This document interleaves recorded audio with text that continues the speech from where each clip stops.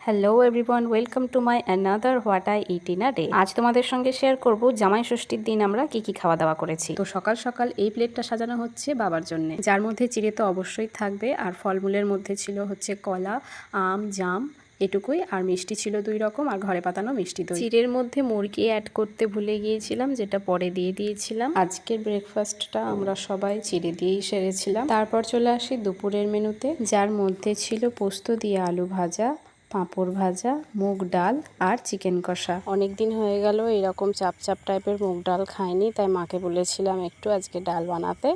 এইভাবে তো মা সেটা বানিয়ে দিয়েছিল, তার সঙ্গে আলু ভাজাও ছিল, ভীষণই ভালো লাগছিল খেতে একসাথে। এরপর চলে আসি সন্ধেবেলার খাওয়া দাওয়ায়। সন্ধেবেলা একটু চপ আনা হয়েছিল সবার জন্য, তো সেটা সবাই মিলে খেলাম। অনেকদিন পরেই নিরামিষ চপটা খেতে বেশ ভালো লাগছিল।